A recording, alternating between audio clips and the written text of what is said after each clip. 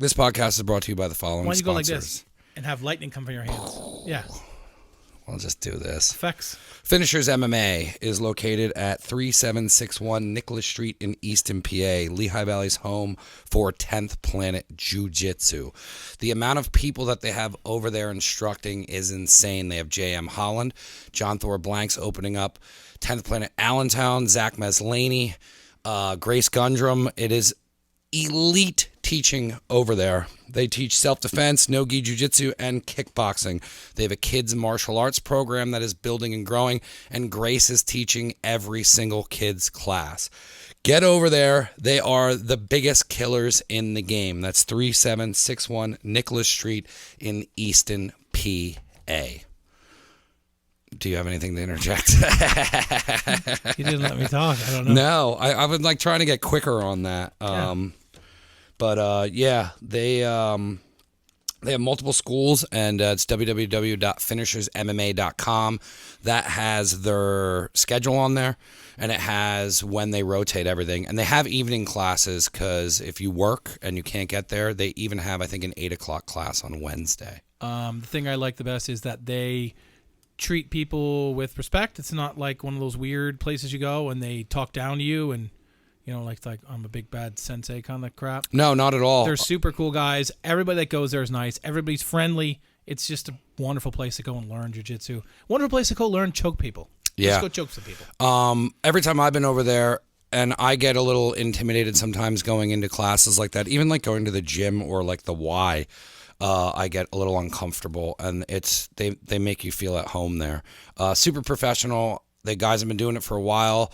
Zach, JM, and Thor all have their black belts. So and they have crazy top-notch equipment. Everything is awesome. It's not some... Yep. Every now and then they do awesome. It's an awesome place. Seminars and stuff there too. So check it out. It's finishersmma.com, and they are located at 3761 Nicholas Street in Easton, PA. Their social media is everywhere, so you can go find them. And thank you guys for being a sponsor. Taylor Edge Wood Company. Drew Hoagland. They make handmade and local crafting and bringing you gorgeous custom wood design. If you're looking for a custom table, nightstand, countertop, and more, they can help you. Drew made this table and that desk. A lot of people always have asked us who did this, and it was Taylor Edge Wood Company. Their social media you can find is Taylor Edge Wood Co. on Facebook and Instagram. Instagram has a lot of the pictures and stuff. That's the best place to follow them. They just got the website up. It should be running by the time this airs, but that's tayloredgewoodco.com, and he's going to have cutting boards on there. Their T-shirts are really cool. I know they're doing fall shirts for that, and he's just a stand-up guy. He's done nothing but help the show since day one and has really ultimate crafting. Yeah, if you're looking to get something different for your home and you don't want to have the same boring home with the same boring box store, stupid tables that are particle board that are wrapped in crappy vinyl stuff, check him out. He'll come and give you an estimate, let you pick out whatever you want. He's a crazy nut for black walnut, and he loves the stuff, the smell He's of it. Obsessed with crazy. it. It's a little awkward, but he's very very talented. And like I said, if you want something custom and nothing says that you're cool, then I have a damn custom table and you don't. Yeah, and you get professional quotes, and he's also got that he's going to be having that on the website where you'll be able to get quotes off of there. So if you're looking for top-notch, locally sourced. Yeah, everything's out of Pennsylvania. Yeah, support local people. Yeah, so hit them up. You can hit up tayloredgewoodco@gmail.com for any inquiries on what you need. Instagram's a good way to get a hold of him, and he runs it with his wife, so they're super local to us, and they helped us out since the beginning. So please go check them out, and thank you for being a sponsor. All right, our next sponsor is All Valley Rooter and Plumbing. Jared LaBarba. I've been friends with Jared for almost my entire life, and he came down to the studio looking to sponsor, and we had a long conversation, and he wanted help building in the Nazareth area. He has a lot of work in the Lehigh Valley, but he specifically wanted to get into Nazareth, and we have a really big reach in Nazareth. It's not a big place, but we do have bigger reach than anyone else here. We control the whole We town. own Nazareth. But Jared went through his whole story and told me everything he's doing, and his plumbing is top notch. Yes. They do faucet repair, sub pump replacement, sink installation, pipe installation, leaks, toilet repair, and more. They have 24-hour service, 365 days a year. They charge by the job, not the hour. All services come with a 1-year warranty and guarantee. He's going to be our plumber from now on if we have any problems with the sink and whatnot. Yeah. Having plumbing issues is probably one of the biggest headaches ever. It's one of those things that if something goes bad with your plumbing, it's really bad. There is no minor plumbing issue. And it's good to have someone that's local that you can call, that you know, and say, hey, I really need your help, as opposed to some guy that he's going to spend, he's going to take 3 hours to get there and he's going to show up. He's going to overcharge you. It's just not worth it. Go with a local guy, super professional. He can do everything you really want. He lists a bunch of stuff there, but I'm pretty sure he can do pretty much everything involving plumbing. So I'm just going to call him for everything. So. Whatever. Yeah, and you have 2 properties that you can use them for now, too, because you didn't have a good experience. No, they were horrible. I wish you would say who it was. I really hate that. His website is allvalleyrouter.net, and that is the place where you're going to find all of the information you need to get a hold of Jared if you have any plumbing issues, or if you're just trying to get quotes for stuff. But they are 365 days a year. They are open 24 hours, and we want to thank him for being one of our first sponsors on the show. It means a lot, and all you Nazareth peeps or anybody in the Lehigh Valley who wants a trusted, reliable, professional plumber, please contact Jared. And our next sponsor is Rips Auto Detail. I love this guy. Go ahead. One of my favorite guests on the show. Cool. He's a really nice guy. He's a very good DJ also, by the way. Yes, and he's super professional at his job. He's got over 15 years of experience. He's located at 630 North Nelson Street in Allentown, PA. He does paint correction, ceramic coating, interior, and pro auto detail.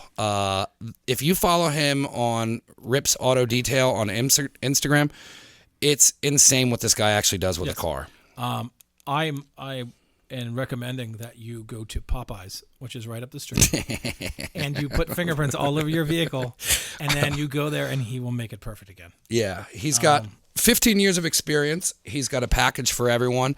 What he stressed on the show is that he doesn't just do super high-end vehicles. Yep. He can do anything from, if you just have a daily driver and you just like having a clean car, you can get that done, all the way up to getting a boat done. Yeah, well, it's worth it because I had my SUV detailed last year, actually, just because, especially when you live around here with the salt and everything else, if you get a really good detail on it, it actually will keep your car looking better than dealing with all the salt, because you keep going for car washes and stuff. That's not good. So if you get a really good detail on it, it actually will help all that stuff. So it basically winterizes your thing. And plus, when it gets nice out, you just go there and get it, just touched up a little bit, get it, refreshed, and you have a car that doesn't look like you're a slob. You can contact him directly on Instagram, and that's at Rips Auto Detail, or you can call him at 484-553-1366. If you really want to know what this guy does, check out our past podcast with him. It's got a boatload of information. I didn't know, I knew he was good at what he was doing, and he opened his own business and all that, but to hear the story of how he got to where he's at and the 15 years experience, he's a super pro. He's a really great guy. Just go check out his stuff at Rips Auto Detail on Instagram, Facebook, and his website is coming soon. So go check him out, and he's one of our first sponsors as well. And we couldn't do the show without all these people, so I want to thank everyone. And shout out to Rips Auto Detail, and give him a follow. And he gives you a free bucket of chicken. No, he does not. He's from Popeyes, says he does. Put that in there. He doesn't even like Popeyes. Rips, you need to give out free chicken. Thank you. Check out what he's doing on social media, and we won't use that part. And then we'll end it with, this is a professional Class A operation. Check out the podcast we did with him. Our next sponsor is Luke Delmeyer Custom Knives. If you've ever wanted a custom knife, say a chef knife, say a camp knife, say any kind of cool custom knives, I'm sure any of you guys have watched Forge and Fire or whatever, this guy actually does that. He makes wonderful, crazy knives. He's leaps and bounds above anybody you're going to have around here. He's a good dude. You can contact him and give him basic parameters of what you want to make for our custom knives. He does sell his own knives on his website. Yeah, there's a bunch of different knives on the website and his Instagram as well. Instagram, he puts it up a little bit, and he'll say, hey, man, I'm selling this. His website's lukedelmeyer.com. Yeah, I mean, he lists a bunch of stuff. Like I said, you can ask for the custom stuff. He's starting a new line, which you can talk about, of the chef knives. Yeah, the chef knife that he brought over to the studio was incredible because he showed me the demo one that they started with that he made out of a leaf spring, which is insane. But then what he handed off to me, I immediately just wanted to start prepping and cutting onions. You were trying to. I was excited to cook, and that's what a chef knife should do.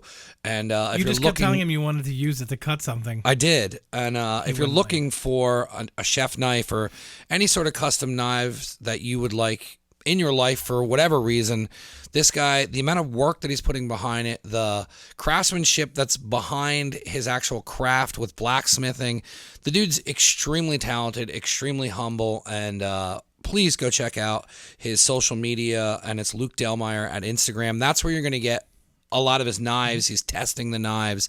But you forgot the coolest part. What's that? You want to make your own knife? Yeah. He's got classes. Yeah. That's right. He has his own classes. You can go there, look like an idiot, because that's what I'll probably look like when I do mine. But you can go there, and he offers classes and teaches you how to make a knife. And I think that's awesome because there is no one and nowhere in this area that does that. No. And if you're looking for a custom knife of any range, whether it's something that you're just looking for hiking, or if you're looking for a chef knife, or you're just looking to collect something as a hobby, go check out his social media, check out his webpage, get in touch with him, and see which knife is right for you. And that's lukedelmeyer.com. And thank you for being a sponsor. Never Again Radio. I think this is episode 50. McCall Brewing, welcome to Never Again Radio. Thanks for having us, man. Thanks for coming down. We were going to do this last month, and everything kind of got railroaded, and I'm almost back on track. How has this affected you guys with what you were about to do with everything?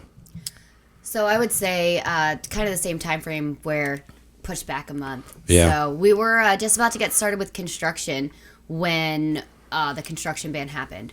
So we had to push everything aside and reshift some focuses. So now, luckily, a couple weeks ago, we were able to start construction again.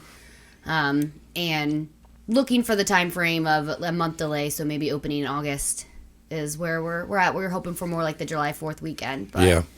So everything will look a little bit different. But, in the meantime, we were able to kind of transition instead of gearing up for brew festivals and trying to get our beer in hands that route.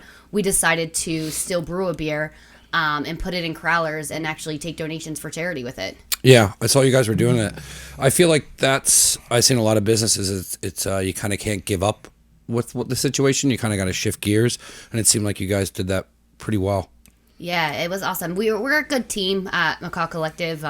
It's kind of why our name is Collective, because this was a team effort between, developing the name, the idea, the artwork, the style of the beer, marketing it. So it was really fun because it was the first opportunity for all the different parts of McCall Collective to pull together and put out our first beer. And the fact that it's for 3 different nonprofits is something we were really excited about. How did all of this start? I know you're kind of the madman behind the brewing, but I'd like to kind of peel back now that we're kind of set the tone of like what's going on, and then now kind of figure out how you guys became a collective, because when we met up over at Birthright, it's a really cool story. Yeah, I mean, it all kind of started, my side of the story started even longer than our whole story did. When I worked in kitchens for a really long time, as a cook and as a chef, and kind of fell out of love with it, but I still miss that creative side of creating flavors and different things, and getting to watch people enjoy something that I made. So I kind of started homebrewing, and anybody that knows me, when I start a new hobby, it's never just I'll mess around with this here and there. It's just, it's life consuming. And that's kind of what happened. My mom bought me for my birthday back in like 2011 a homebrewing kit, and started going crazy with it. And then, fast forward 2 or 3 years, and I had thousands of dollars worth of equipment and my own kegerator for all my own beer and all this kind of stuff. And that all kind of came to an end, the home brewing thing, when I was living with Caitlin and my brother at their house, and I was brewing like twice a week, and we were just turning through beer, and he's like, we need to open a brewery. Because, Caitlin can talk to this better than I can, but they had gone through many processes of thinking about opening a bar or a restaurant or something. That was their passion, is they wanted to kind of own something like that. So when I got good at brewing beer, at that time I had gotten a job at Sam Adams, and I'd been working there for 3 or 4 years, and was really starting to get my feet wet. They're like, we need to make this happen. But we all knew, especially me in the back of my head, that if this was going to be successful, I kind of had to do it first somewhere else, and make sure that, this is actually what I wanted, make sure I was actually good at it, could run the business side of things from the brewing level. And luckily enough, through the Boston Beer Company, which owns Sam Adams, I was offered the opportunity to get a head brewing role out in Brooklyn. So my wife and I packed up, moved out to Brooklyn. I brewed at Coney Island Brewery there for 2 years, was the head brewer, made over 50 different unique styles of beer there, and was, pretty successful at it. And, we started talking again, and they're like, my wife was pregnant at the time too, so we knew we wanted to get back to the Valley. We didn't want to raise our kid in Brooklyn. It was never in our plans. So we decided it was just the right time, and, we moved home, and, here we are. There's so much I want to pick through that. Well, one, when you guys were living together and you guys were blowing through all that beer, because I've talked to you a little bit. You guys are all kind of like equally entrepreneur. Like you guys have, it's not just one of you. Which is why it's awesome about the collective, is because each one of you has a very specific skill set, very Liam Neeson, and like you guys you each have your own pocket that kind of moves the whole thing. And that was one of the most interesting things to me, was how much you guys all contribute to this to make it move forward.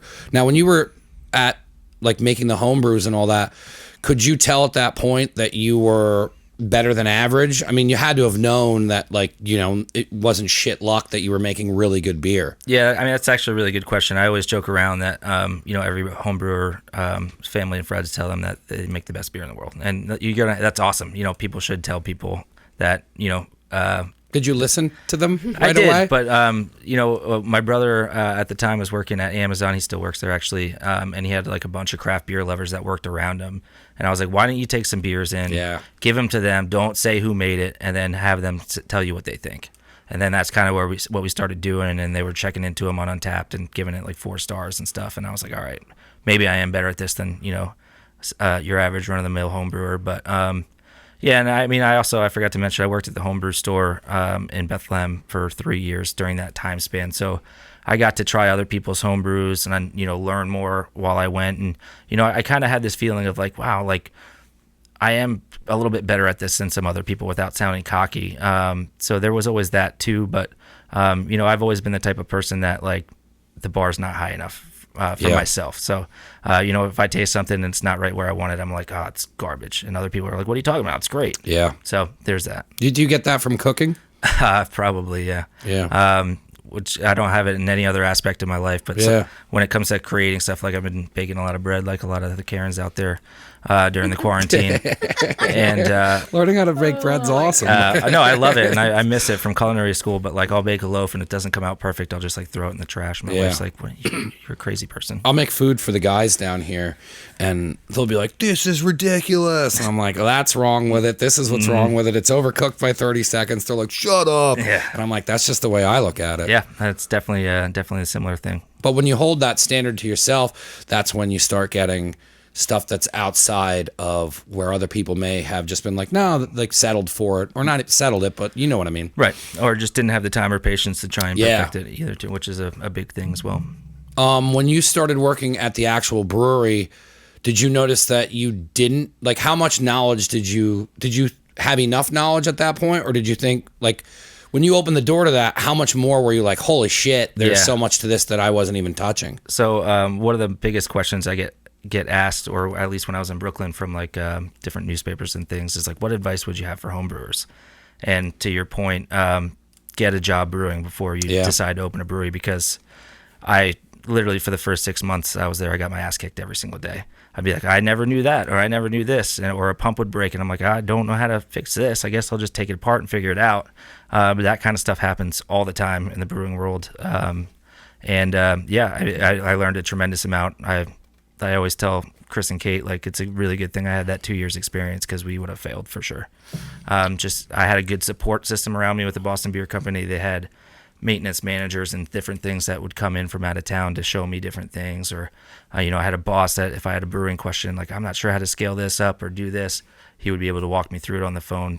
Things that your normal everyday person doesn't have around them, and that having that experience there was hands down the best part of working at that brewery. So when you started working there, were you just brewing their specific beers, and then it grew into, like, were you creating your own beers there then? Yes. Or like making beers for them? So the way the beer industry works is, you're planning beers, like right now is, almost summertime. So, the typical brewery, if it was not COVID time, would be planning their fall beers right now. So when I first started there, obviously I couldn't brew my own beers right away, because you have to get them registered with the government, and you have to get the label art made and get that okayed by the government and stuff like that. I didn't even think about all that stuff. So those are all things like, to get a label on a can, you can't just slap it on there. I mean, you could, it's a risk, but the government's supposed to okay it and be like, all right, that's appropriate, so that there's not, whatever. But yeah, so so to answer your question, I didn't get to start brewing my own beers there until like 3 months in, but which gave me a good opportunity to kind of practice on the recipes they already had built and stuff. But by the time I left, everything on the menu was mine.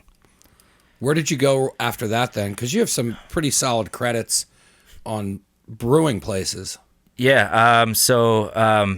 From there, I came here. So I left there in January, and I've been here jobless for the most part since January. But, I had worked at Sam Adams. I spent some time at Angry Orchard up in New York, making cider up there, which was really cool. It was kind of... Was that process completely different? It was and it wasn't. So, at Sam Adams, the brewery in Briningsville where I started, they were brewing 1,600 barrels at a time, which is, hundreds and hundreds of thousands of gallons of beer in one shot. So it wasn't equal to home brewing at all. It was, the same process is just huge. So I really didn't learn much about brewing at Sam Adams, because it was just all pushing buttons, hooking up hoses, things like that. But Angry Orchard, when I went up there, it's not exactly the same process, because obviously you're just getting your sugar sources from the apples instead of making it out of malt. But what was cool there was they were working on about like 15 to 20 barrels at a time, which is about double what we're doing, but still much closer than Sam Adams. So getting to work with those size pumps and tanks and different processes were very similar to what we'll be doing at our brewery too. Yeah, because then that'll give you a complete feel. Mm-hmm. You really touched your bases before you even... that was another thing I noticed, is you guys did a shitload of homework before you just jumped into this. Oh, yeah. Especially my husband, his brother. Can you pull that up just a little bit? Yeah. Especially my husband, his brother.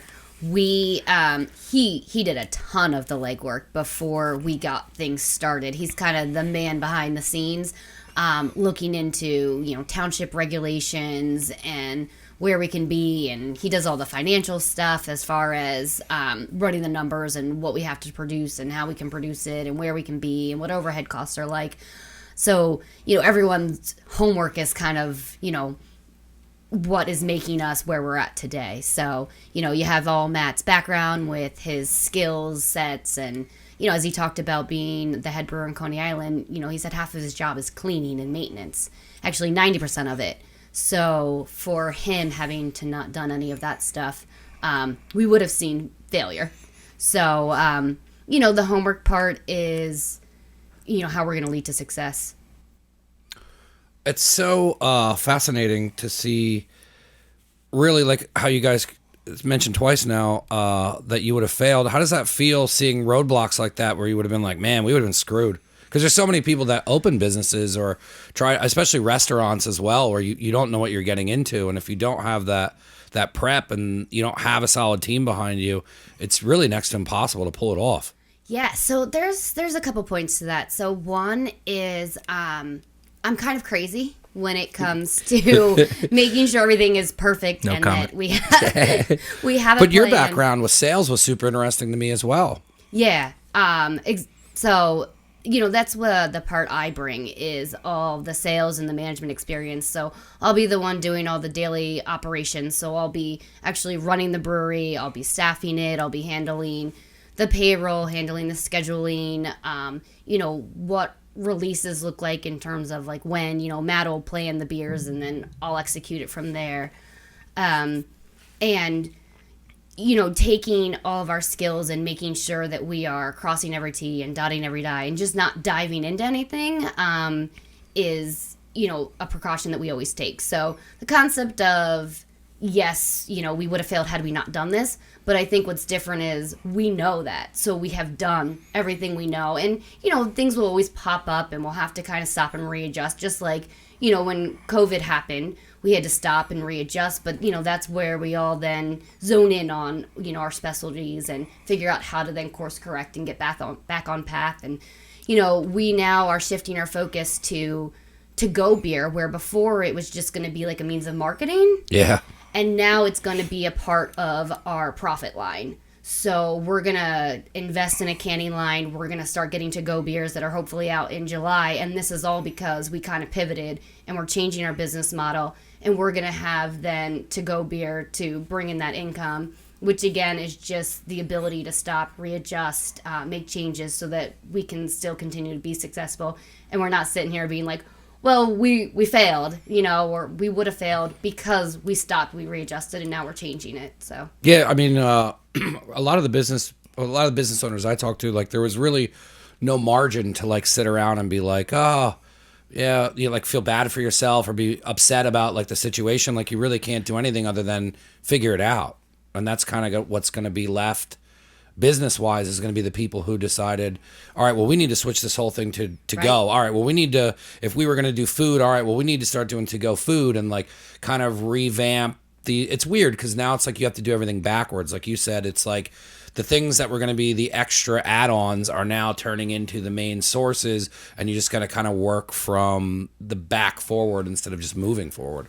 yeah, right. And I think my brother has a really good saying that says like worrying about stuff that you can't control is just a waste of time. Yeah, it really is. And it is. And I think the thing that we're most bummed about so far, and this obviously this may change, is at least for me, the thing I was most looking forward to about having a brewery was getting to sit and talk with the people that are drinking our beer. Yeah. Obviously, I would still love my beer to be in people's hands with cans and, get to see them when they come to pick it up. But that's nowhere near the same as, sharing a pint with somebody, talking about your life story with them, over an hour or whatever. So hopefully we'll be able to do that soon. But, we shift and, like Caitlin said, course correct and just keep moving. Did this change what beers you're going to be releasing, or like what you had in your head as far as like what you were going to do right away? Not really. I mean, just a little bit. We had planned to have a beer with the Iron Pigs. That was supposed to be like our first real beer in people's hands. But obviously with their season not going forward, at least for the time being, we're still going to brew that beer, but it's just not going to be at the Iron Pigs. And it probably won't be our very first one. But yeah. Now, as far as any other beers, I'll be ripping off beers a couple times a week as soon as I get my equipment in. So, I also want to go over kind of, because this was another that stood out for me when we talked, is how you guys, the style and the layout of what the bar is going to be when it's actually open. Yeah, so our location is 102 East Susquehanna Street in Allentown, and we are taking over the old Williams Cafe. It was old Williams Cafe for 70 years, and then it was another brewery for a short while who had a much smaller system. They kind of handled the brewing system a little bit differently than we will. So we'll be taking over that space, and we'll be completely revamping it. So we'll be separating a wall that divided the two spaces, and we'll have a U-shaped bar that will connect them. It'll have about 18 seats in it. And then we'll have some low four tops. And then on the other side, there's going to be a lounge area, which will be cool, a low table, kind of some relaxed seating, and some high tops. on the other side there. So you'll see the two spaces come together. They actually kind of have a yin and yang feel. Yeah. So the one side's a little bit more industrial and the other side's a little bit more homey, but you'll see the crossover of each feel within each space. So we kind of wanted to make it that when you walked in there, you felt like you were at a friend's house, coming over for a beer and watching some sports. You felt comfortable. We were going to try to do things like put some wallpaper on the wall so it really felt homey. Some, nice colors and stuff. So it's going to be a lot different than just, a brewery that's maybe in an industrial park or things like that. It'll have some wood floor to it and just some aspects like that. So yeah, I mean, and tying into the collective name, the collective name isn't just a collective of our skills, which is obviously the most important thing, but it's a collective of the different people that come to drink with us. And half the reason we called it the name was because for years, decades even, we've been meeting at Chris and Kate's house to watch football or for birthdays or for whatever, UFC fights. There's 40 people in the backyard in the summer. So like when we were looking at brewing spaces, we looked at the, your run of the mill, like old warehouses or old buildings that are just big empty spaces where a lot of breweries are like that because the rent is cheap and, the overhead cost is low. But when you walk in, you just kind of feel like you're in a garage. Yeah. And we wanted it to be the opposite. We wanted it to be like, oh, let's go over to McCall's. Like that's very much our thing. And instead of it being at Chris and Kate's house, now it'll be at the brewery. So that's kind of the feel we were going for. I'm glad you touched on that because that's where I wanted to go with it. Because you said that, was it your husband would throw the massive parties and you would find out about them the day of? Yeah. And he'd be like, some people are coming over. Yeah, it would be, we're going to have some people over. And so then he'd be like, well, there's maybe a little bit more than we thought. So I'm like, so we're at like 15 and then there's 40 people in the backyard. So I'm excited to kind of take our hosting skills and move it outside of my house. But we do love hosting. We do love having people over. And I'm pretty sure, half of this reason the brewery is happening is because my husband wants somewhere to have everybody over at all the time. Now, were you serving your beer at the parties? We always had we had the kegs in the garage. So we had a old fridge that turned into a kegerator that had 3 taps on it, and especially in the summertime, we always had 3 different beers for people to drink. And unfortunately, homebrewing, they were only 5-gallon batches, so we'd usually rip through those pretty quick. We wouldn't tell everybody about them when they would come over. Only the people we knew that would like genuinely appreciate it. Yeah, be like, there's some beer in the garage. Because if people that drink Miller Lite are just hammering away at a double IPA, that's gonna turn sticky pretty quick.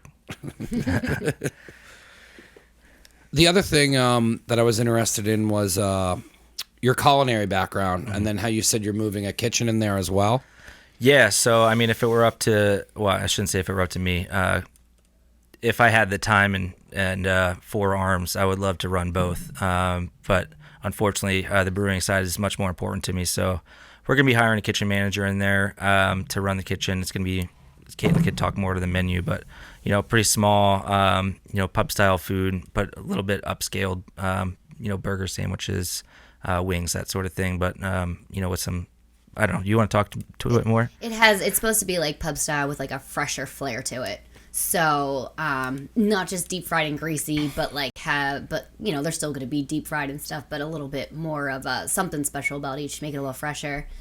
We actually we're going to go a little bit bigger with our menu to get started. And, Matt has some ideas of like flavors we can do and everything. But to be honest, this is one of the effects of COVID-19 is we're actually going to slow down what our kitchen originally is going to look like, start a little bit more simple and then ramp up. So we'll look for new ideas as we go. But as Matt said, the most important part is our beer. And we're excited to have great food, but we don't want to compromise that by having a lot of different food. So the small menu we do is going to be great, and then we'll continue to build and expand upon it. Yeah, and I think having a small menu like that's going to complement your beer or the atmosphere is sometimes better than just giving somebody 65 options of different food when your focus is beer anyways. Mm-hmm. And a fun thing, so Matt mentioned earlier his bread right now. So are you gonna serve bread? So he's all excited about the pretzels we can have, and we want to have like fancier grilled cheeses, so with like sourdough bread and listen, can't beat a good fresh made sourdough. So Matt has been experimenting with his bread starter, his sourdough starter over there, and so we'll try to, introduce, like I said, that little the layer to a grilled cheese sandwich where it's like a sourdough bread. Yeah, and if you're making that stuff from scratch, it's going to blow anything else out of the water. Yeah, and that's it's all about finding the right person to run our kitchen, somebody that kind of vibes with us and fits into that collective narrative. Not to hammer it into the ground, but we don't want to just be a brewery that also has a kitchen that we don't care about. We want the person that is in the kitchen to care about how it pairs with the food or with the beer and how it how we could do different pairings and things like that. So, this is all new for us. I've worked in kitchens before, but I've never run one. So, we're kind of learning as we go. But, with everything else, we're making calculated decisions, and that starts with finding the right person. So that's so huge to do it. Just to make sure that it's not just an add-on in the kitchen. Because I've been to breweries where the atmosphere is awesome and the beer is really good, and then you order food, and I'm just like, this is just... They just got frozen stuff in from Cisco, and they're just heating it up. But, I mean, even just you talking about that grilled cheese and making it from scratch, that sets it apart to where it's almost like, they have restaurant-quality food. Right. But they're doing it on these small levels that are going with the atmosphere and the beer. Right. That's what we're shooting for. We toyed around with the idea of, like, food trucks and stuff like that, but we just wanted something that, was 100% reliable. Like, this is our thing. It's not going to be changing every week. Like, this is our brand. So that's kind of where we landed. And like you mentioned, you go to a brewery where the food's just okay. So maybe you do go back to that brewery, but you don't go back for the food. And if we can have people coming back for the beer and also the food, we're just going to have that return customer even more so. So, we want to make sure that you're also excited to have our food. We joke around with come for the beer, stay for the food saying. Yeah, that's important. I mean, I'm a huge food person. I love cooking. It's one of my favorite things to do. And then if you know how to cook on top of it, you can make people stay because of food. Mm-hmm. Like my friends that come over for the fights, they're always like, "What are you making? What are you doing?" Like, right. And then sometimes it's too much, and I'm like, "We're ordering pizza." But it's definitely a whole nother ball game. Yeah, and I think what's really cool about that area too is, like Caitlin mentioned, Williams Cafe was there for 70 years, and they were really known for like their steak sandwiches. And we have people that live around the area that have come to buy beer or had been walking by when we were handing out beer, and they're like, "Oh, you guys have to have a steak sandwich! Like, we're so cool, excited. Though. We want you guys to have good food." Like, so there's people in that area that are really desperate for something like that, and we're hoping to be able to satiate their needs. And I think food has become more important now with like especially with doing the fresh stuff and the way you're talking, like it's just like Easton has a ton of like amazing restaurants, but then when you start having these little things pop up all over where it's making more people care about the product instead of just doing cookie cutter stuff. Yeah, and from a brewery owner aspect, if you go to a craft brewery and you have 2 beers and you don't have food, like how long are you going to stay there? Yeah, because you're going to be, if maybe you order food in or whatever, but just having that ability to kind of soak up some of that alcohol, and just plus one of the main reasons we want to open a brewery is because we love talking with people, and what's more communal than sharing a pretzel with people and talking over beers. I think it's awesome. So having a food was a must for us as well. We were also saying, as Matt said, like sharing and stuff. A lot of the items are going to be shareable. So instead of like one large pretzel, like pretzel bites. So, feel free to have beer, share something with friends, and just kind of making it the item something like easy to eat and share and pick up. And we'll be open for lunch too, which is going to be different for most breweries. We saw a gap in a spot to get quick lunch around there. So we'll be able to, provide lunch and dinner, which I think is also going to be a nice separator for us. Oh, that's huge for people, especially in Allentown or whatnot, if it's in an area where there's not a lot of people doing a lunch or anything like that, or people that can come in and have like a business meeting there and do anything like that. Yeah, my dream is to also make it an internet cafe in the morning with some fancy coffee. And as the guy that's going to be brewing the beer at 7 a.m., I don't like that idea. That's my alone time. We'll let you know how that goes in the future. That's my alone time to blast country music and not piss people off with it. Yeah, what's your process when you create like that? Like, are you by yourself a lot? Is it music? Like, how do you get into like really making it? Yeah, so for me, I mean, the best part about brewing for me is music is a huge part of my life, number one. So Yeah, same here. having music involved, is just depending on my mood that day is dependent on what I'm listening to when I brew, but it's got to be something pretty upbeat. I usually do like a Coheed and Cambria, or if I'm in a country mood, I'll do like a Chris Stapleton or Luke Combs type of deal. But then as soon as I crack that grain and mix it with the hot water and the whole brewery smells like wort, it's just awesome. Like, and you got the music flowing, and I'm by myself. Just like it's like a different Zen kind of. It's like that's my meditation, so to speak. So having it being a coffee bar would really interrupt that. Some dreams are meant to die, Caitlin. I try and explain to people from a cooking aspect, and it's the only way I can compare it because I've never brewed beer. But like if you're in a bad mood and you make food, it's not as good as it is if you are listening to music and you like. I try and tell people, I'm like, if I'm smiling and happy, like you taste that in the food. It's on its way to perfect. Mm-hmm. Do you feel that the music and your mood and all that, have you noticed ever a change in the actual brew because of your mood? I have on just a slight level. It's a really exact science. So like it's not like cooking where like when you add a little bit of this, a little bit of that. So there's that. But I have noticed that when I'm in a bad mood, something always goes wrong. Yeah. A pump fails, or the boiler doesn't work the way it's supposed to, or UPS comes in like the middle of a mash-in and I'm by myself and I got to stop doing what I'm doing. That's usually what happens. So I try to get on brew days. I try to like collect myself before I start because I feel like the karma thing really. Do you have a specific brew day? No. So it's all dependent on what the draft lines look like and stuff like that. So if we're realizing we're lower on this one, we got to brew this on this day. It's all very scheduled out based off of what's leaving the tap room. I do think the way you create your beers is based on moods, though. But you have buffers for that. So if you're not in a good mood, you can wait until the following day. But Matt's way more creative when he's happy, excited, and then he can sit down and come up with the perfect beer and the perfect name, because half of the beer is the name. Come on. I mean, no joke. Like when I was living in Brooklyn and, I was smoking weed a little bit every now and then, drinking, I was coming up with beer names like left and right. And it like, helps. we moved home, we moved in, we went from like a really nice big size apartment to like we're living with them right now, which is awesome, by the way.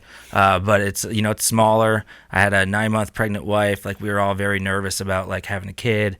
And Chris and Kate are like, you got any beer names? I'm like, I got nothing. Like, just give me some time. And now that we're getting closer, like every day, they're just flowing out. And it's, to her point, it's very dependent on how I'm feeling. So if I'm stressed out, like my creative side just shuts down. Yeah. How does it feel with all this coming together from where you were at with working for the different breweries and doing all that, and now all of this has completely come together? You guys aren't talking about like, oh, we should do this. Like it's not something you're talking about at a UFC real. fight. Like it's real.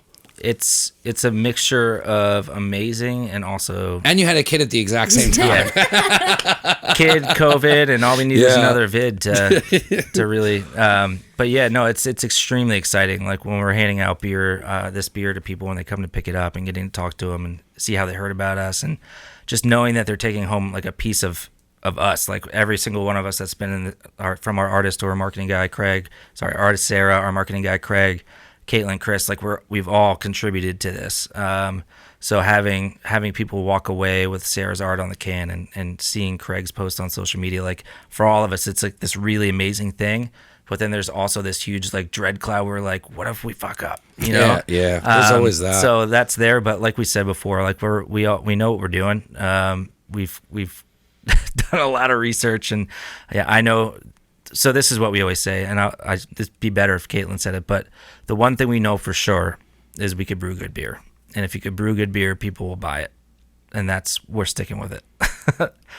How did it feel for you guys to get this beer, which is awesome, by the way? You like it? Yeah, I like it a lot. Awesome. I could drink a bunch of them. It's so drinkable. It's dangerous. It's super smooth. That's why we each have our own 32 ounce. We call it like a hop beer, Blue Moon, but without the bitterness. So no, it is similar, but there is no bitterness. It's a lot smoother. I think the citrus in it is a little less sweet and more like tart. of a citrus flavor than a Blue Moon on this one.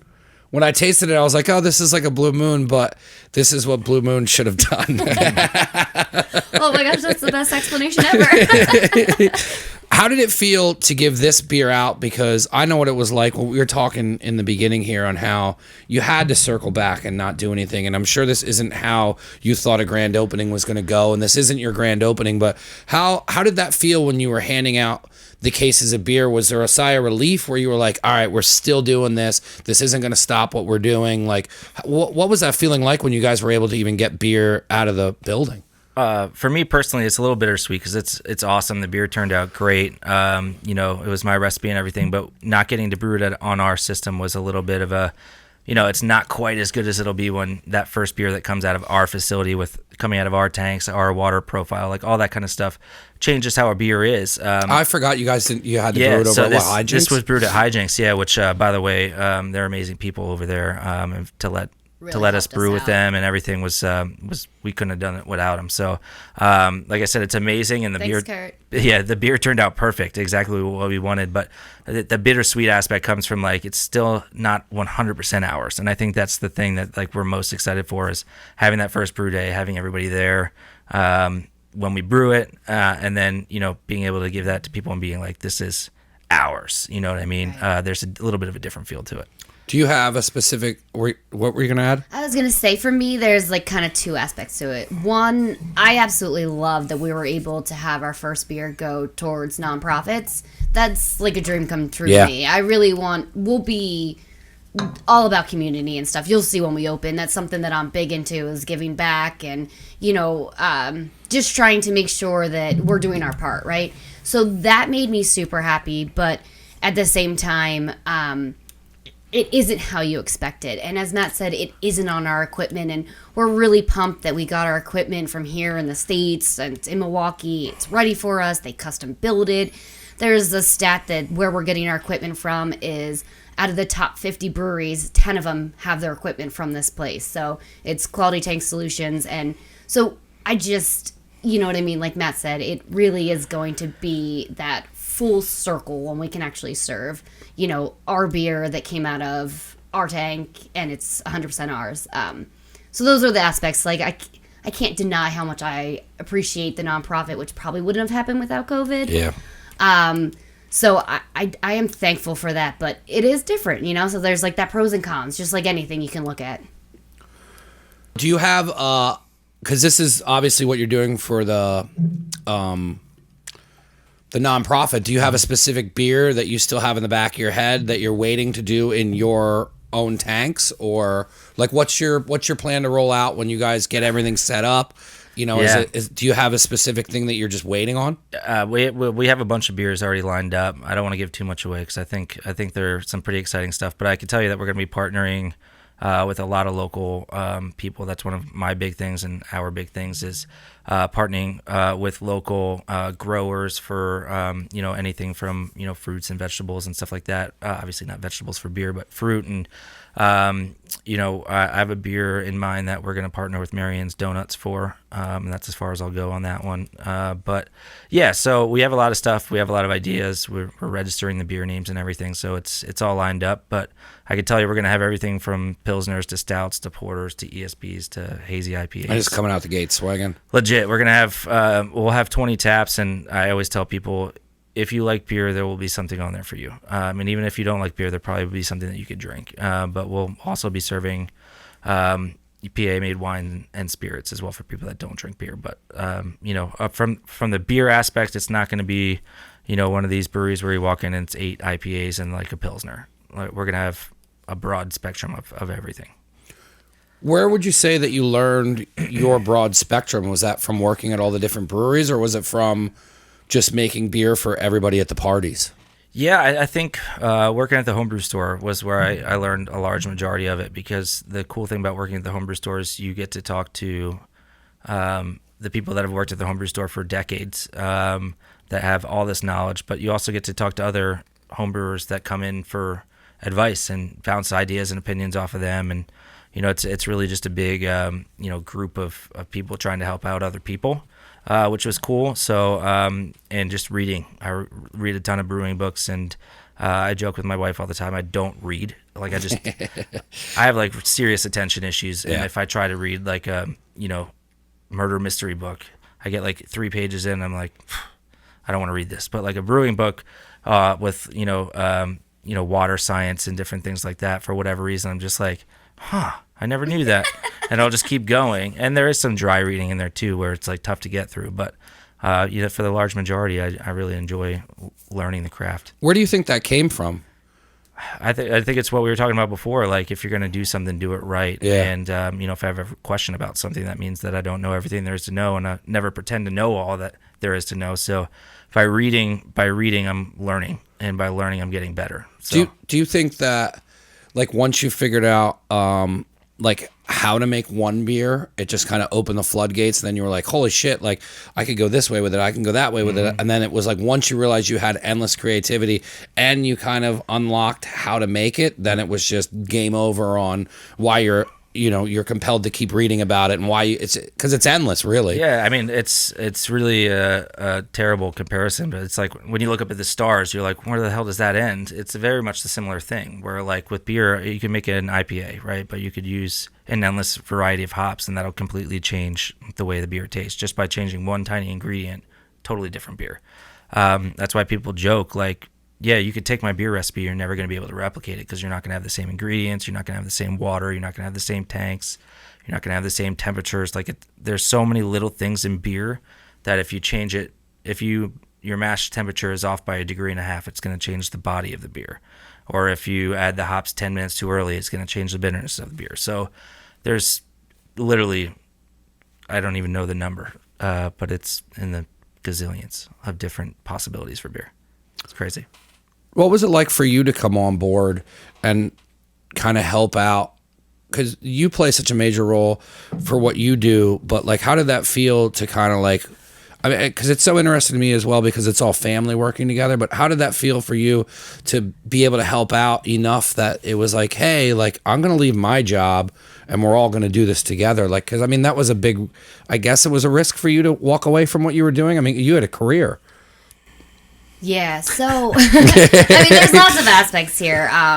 It's also interesting that Matt and I come on this podcast and we do different things, and it's a funny relationship sometimes because it's my brother-in-law, my sister-in-law, but we're way past that. We're like best friends at this point. Like this is what we do. Obviously, we're business partners at this point.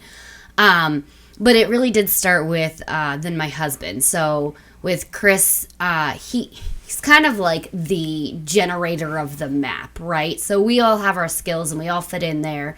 And he runs a lot of the behind work, which means he like runs that particular part of the show.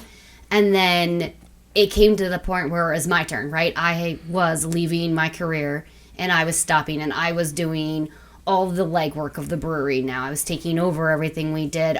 So it was scary, but I think that the part that I get excited about is I get to put my spin on it. So, the colors that you're looking at here, I spent hours designing colors. Do you know what I mean? The actual like look and feel of the can. Now our artist designs it, draws it, and then I'm the one that like picks it apart and changes it. So all the little details and all that stuff is mine, and that just gives me so much pride. I'm so excited about it. I get to be that perfectionist. We have construction going on right now, so we needed to design all the under bar equipment. And I'm in there, and we're spray painting, and we're changing where piping's going to go, and well, do we want it 18 inches out and 12? So I'm now the construction worker planning out how far out a bar should stick. So it's, every moment is back and forth between, happy and prideful and then scared shitless. So, it's always going to flip flop. But at the end of the day, to be able to be a part of this and, be able to be the owner of McCall Collective Brewing Company, like you can't replace that. So, I gave up that career, but instead I get to drink beer with awesome people. So yeah, I'm sure this is what you wanted. Yeah. I mean, everybody tries, and that's why I bring people on like yourselves, and I try and tell people to like I like explaining the story because it's just people taking risks or chances, like just what you said. Like, if you guys wouldn't have taken this idea from the party and his beer and what you can contribute and start working towards something, it would have never happened. And that's why I like having you got like people on. Like, you have to tell people, like, yo, it's literally just a step forward. It's taking taking the risk of like, will people like this stuff? And then it's, but you did that so much with having people try your beer and like. And that wasn't the doubt, right? So Matt said it earlier, and he says I says it best because that's what I always say is we have good beer. Yeah. I know Matt brews amazing beer. I absolutely love his beer, and I know others do. So it's just the matter of figuring everything else out. Yeah. Because we have the most important part of a brewery down. Yeah. And the little things like P&Ls and all that stuff, that we'll figure it out. That's Chris's problem. Yeah, exactly. But you said like it's taking that step. It's a regular person taking the step forward to actually do it. Yeah. Yeah. It's like applying what you've learned from previous jobs and applying it into what you would think would be needed to get the tasks done ahead of you for what you need to do. And pretending you know how to do things you don't. Yeah. You show up, you're like, all right, let's figure it out. Yeah. So a lot of what I do right now with starting a business is making it up as I go. Yeah. Between making up what I actually have to make up, that I make up knowing how to do it. It's all just circles of just moving forward. So one step at a time. Your branding is super clean. Thank you. Did you? Well, that's what I wanted to get into. What on the design aspect is, I mean, you fit the whole thing grabs itself with the collective vibe. I love the colors, and then the story behind it all ties together. Like, how did you go about applying that into your branding? So we always knew a couple of things. So we always wanted to have a very clean look. It's super clean. Yeah. Very and recognizable. So you'll see this same type of style with the green and the blue and kind of like the white and the sketching. So you'll always kind of see our brand. So this is what, and I'm sure since this is our brand new one or our very first one, it will translate. But you'll always see this clean look. And it was just something we wanted. We wanted to show everybody that we were real, we were professional yet fun. And, that's kind of how it all started, was to just keep with, consistent fonts, consistent colors, consistent styles. Did you handle all that yourself? I mean, other than running it by everybody, but who had the general kind of concepts behind it all? You know what's the funny part? Is we were all on the same page with it. Yeah. So, I mean, years ago, I'm talking when I first started homebrewing, like 2013, our friend Sarah, who does the drawing for us and really puts the whole label together, I was talking to her. I was like, one day when I open my own brewery, I want you to do the art. And she's like, well, what do you think you would want your can to look like? And I'm like, simple. Like, I want like hand-drawn stuff, like very clean. And then, obviously when we started seriously talking about this, Caitlin's like, all right, we got to talk about like what is our branding going to look like? And I was like, me and Sarah kind of talked about like years ago doing like a clean thing. And she's like, yes, that's exactly what I was going to say. So like, there was never this like push and pull. She killed it on that logo. Yeah, Isn't it amazing? she's incredibly talented. It's nuts how, and she doesn't just draw; she also does painting and murals. She's ridiculously talented. But is she helping with you guys with the interior design of the building, or are you kind of doing all that stuff as well? So she will be doing a mural in the building that she'll design and that's paint and awesome. everything. The interior stuff, I'm going to be honest, we're going to pick some nice looking lights. We're going to pick some cool colors and tones and material and stuff like that. But it's not going to be, anything super crazy. Now, the bathrooms we might make fun, and she'll help with that. So there'll be touches of her within there, but you'll see that our look is simple. So we don't need a crazy eye for like all the different stuff. So, but you'll see Sarah's touches throughout all of it, which will be really cool. Moving forward with everything that's going on, what are your guys' plans? Like, what do you have projected for what you want to accomplish, hopefully lining up with when things will actually be open? Pure domination. I wish it would have like crushed the can. The beer just squirts everywhere. No, I mean, Slow-mo.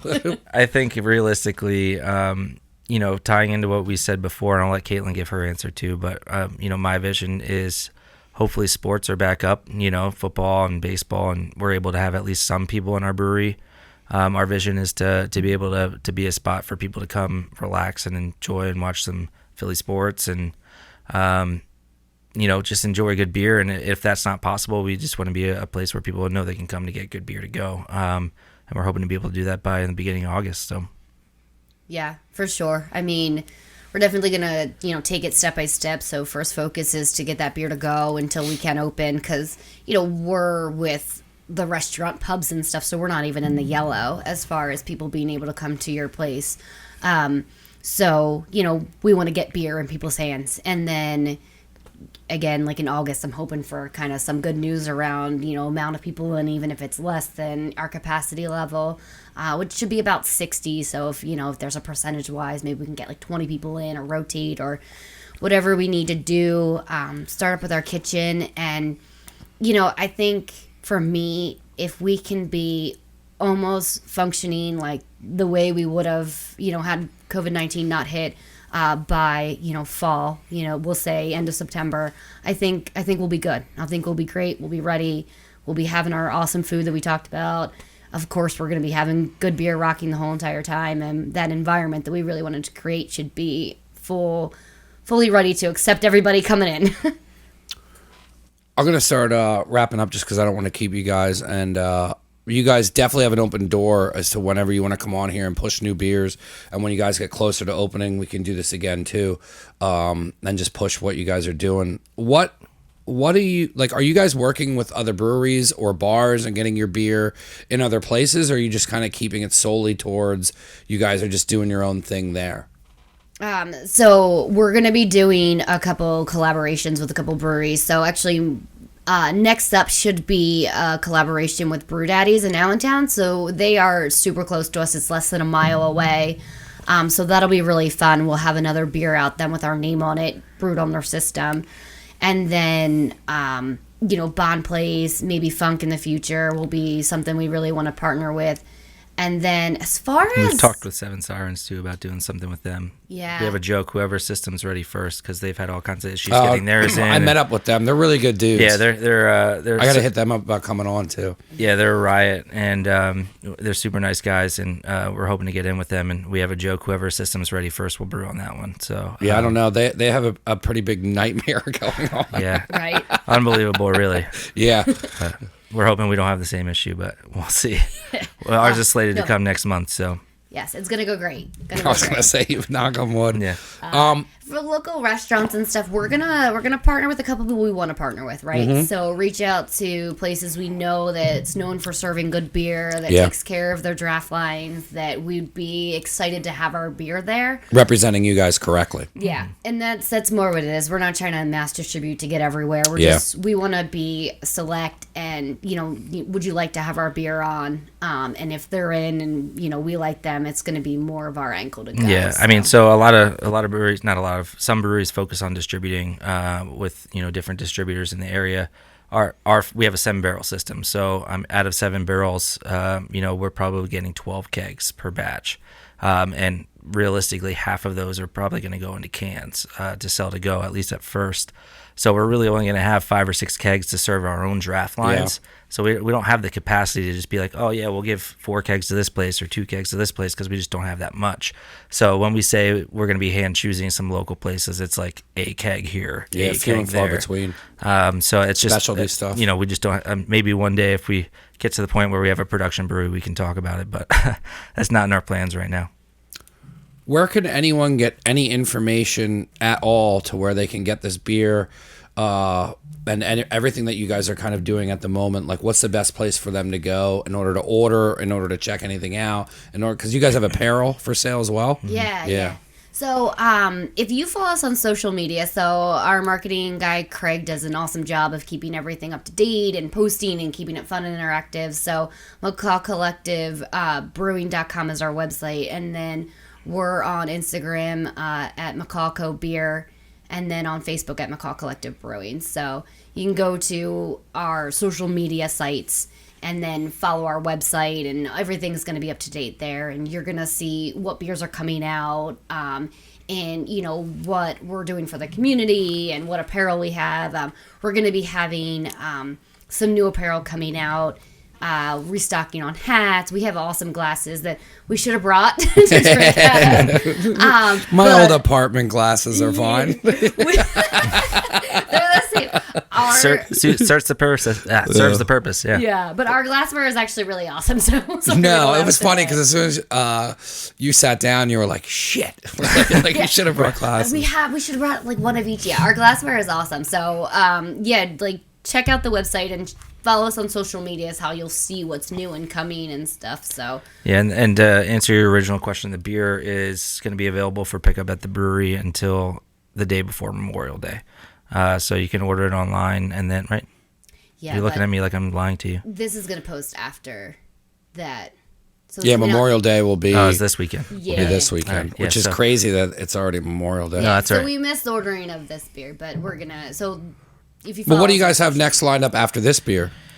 Probably the collaboration with Brew Daddies, and then our own beer should be ready by July. So, we're really going to be focusing our efforts over the next month on getting our building up and ready. So, unfortunately, that doesn't mean brewing a lot of beer, but by the time we're ready to open, we'll have beer ready to go. I'm excited. I was excited. I got turned on you through Bill, and then when he was telling me about the cooking, and I read your story, or it was a video that kind of explained your background, I was like, I got to interview this guy. And what you guys have over there, the collective part doesn't do justice as to what it really is, because like when I met you guys and to see how synced up that is, it is like 100% a full functioning family almost. Well, I mean, it is because you guys are all related, but can you count? So it's like, you know what I mean? Like it's hats off to what you got. I mean, anyone, like people were hitting me up, they're like, oh, you met up with them. And I'm like, dude, these guys are going to hit a home run. I mean, like it's That's just, awesome. it's to have what he can do behind the brewing and then attached to the actual running facility of it, and he can just do what he wants to do. Like, there isn't a better pairing for that. And I'm excited. I was bummed when this first happened because you guys were one of the first people I thought, because I was like, damn it, man. Like they were just on the cusp of opening this, and there was a lot of businesses. My friend opened a ramen shop, and my heart went out to a lot of businesses that are stuck right now. But it's also great hearing and seeing about people adapting to what's going on and not giving up. And I mean, not that I ever thought that you guys were, but like it's motivating to see people being like, nope, we're still doing this. We're just doing it this way, and this is all going to go down the road, and then we can go somewhere else. So I don't know. It's impressive what you guys are doing, and the story is really cool. So I was excited you guys came on. I appreciate it. Yeah, and we're super thankful to be on here, and can't wait to be able to share it. Of course, and if you guys ever want to come back on to promote a new beer, or you got anything going on, or you just want to come on, the first time is always an interview. The second time, is just fun beers. Yeah. So even we can just hang out and drink. Sounds I think good. when we have so we're hoping to have like 4 or so beers ready to go, all canned and stuff.